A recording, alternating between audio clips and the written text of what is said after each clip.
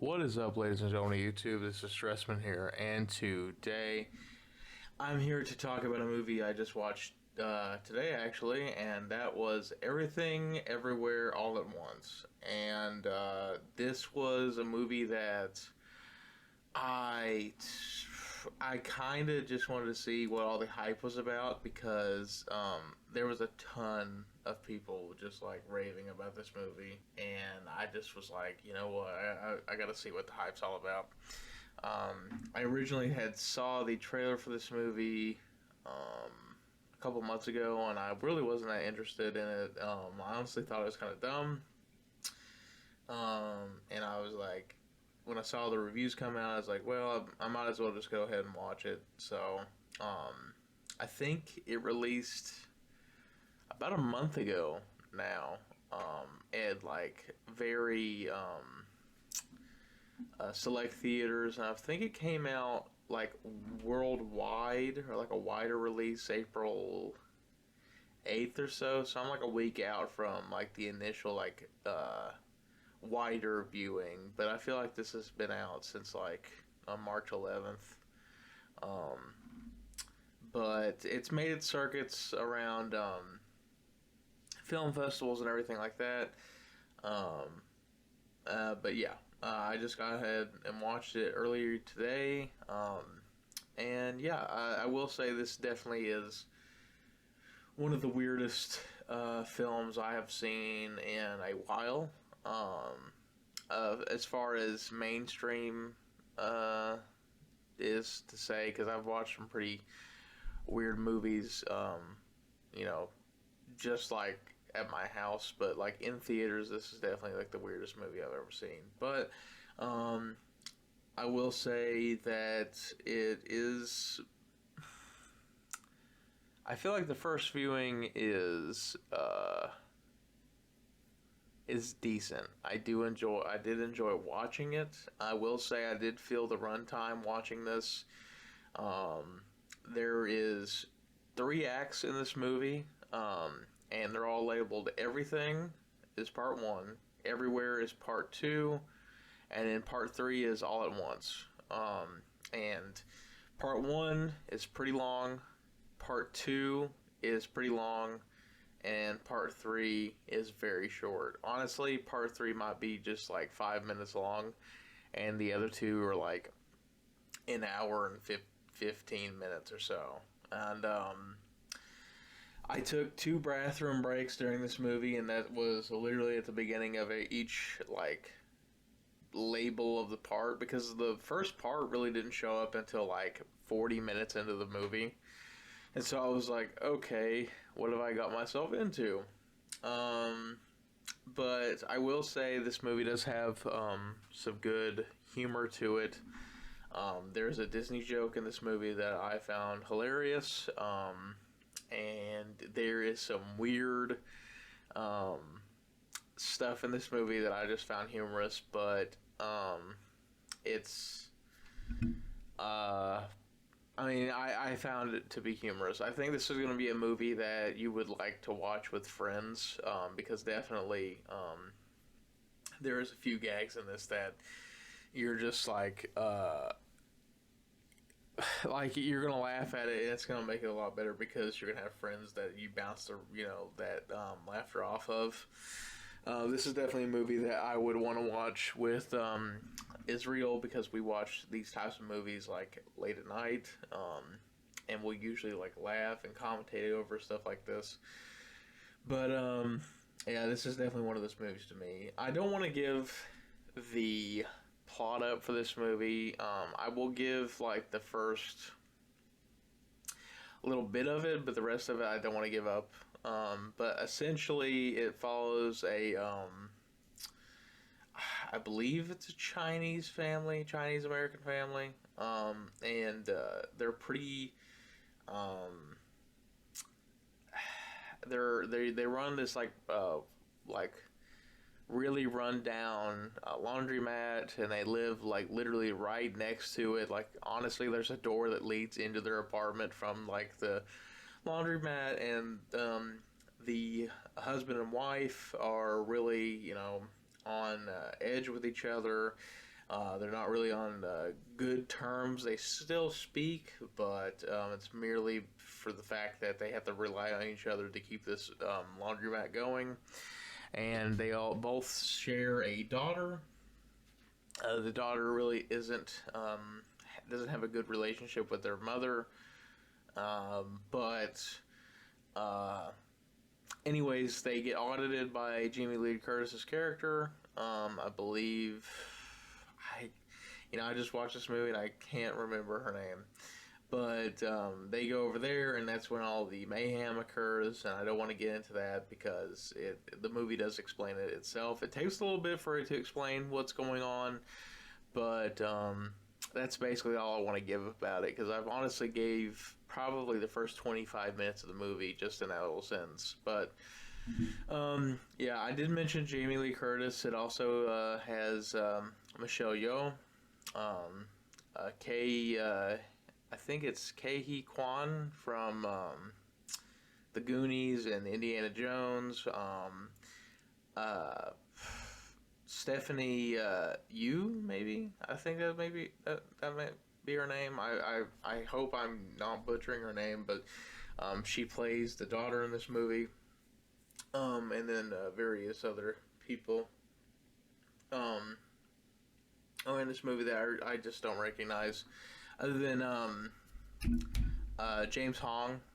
James Hong voices Poe's dad in Kung Fu Panda and many other roles. I don't want to just regulate him to just that role, but that's what I remember when I think about it. I do remember other roles that he's in, and they're not coming to me right now. But anyways, he plays Michelle Yeoh's dad in the movie. But I do think this movie does have some themes that are touching. There's scenes that are touching. It does it in a weird way, but again, that's just the style of this movie. And there is some really funny scenes and really weird scenes. There is I don't want to give anything really up, but in the trailer it does show there's like dimension hopping, different universes, and there is a universe that is extremely weird and very sexual in nature. It honestly caught me off guard the first time I saw it. Even though I had seen it in the trailers, it just got weirder in the movie itself.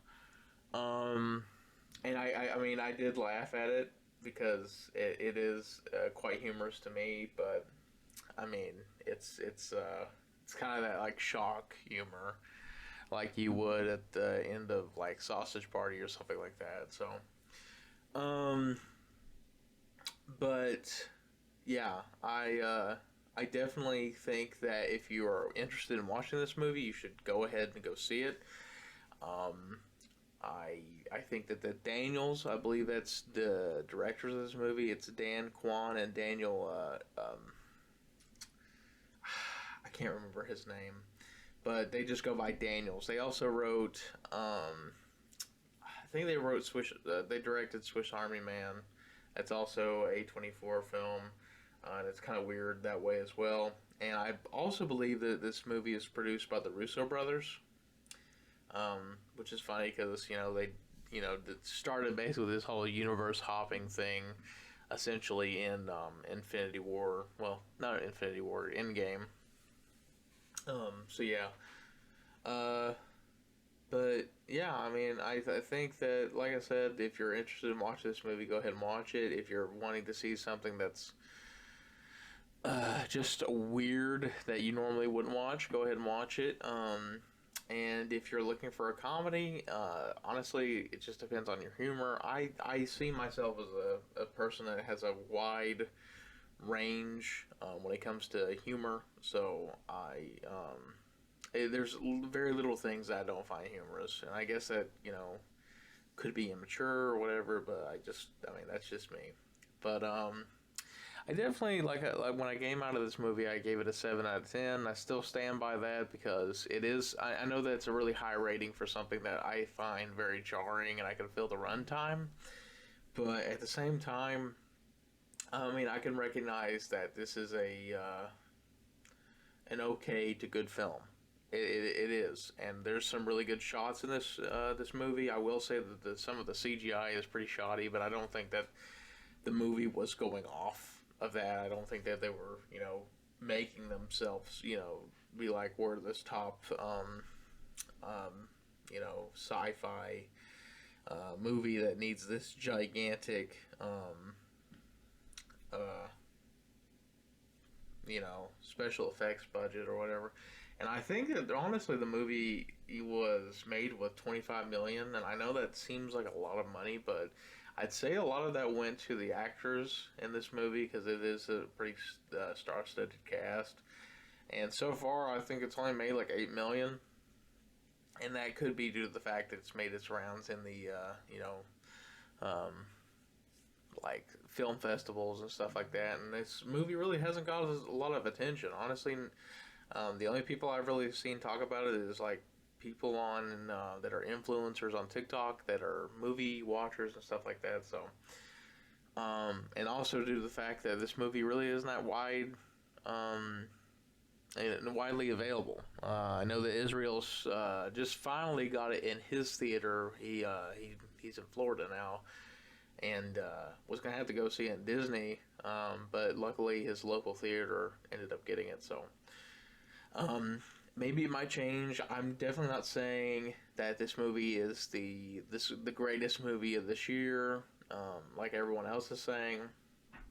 But I do recognize this is a okay to good movie, and I may buy it when it comes out on Blu-ray. But I mean that'll probably be something that I'll buy down the road.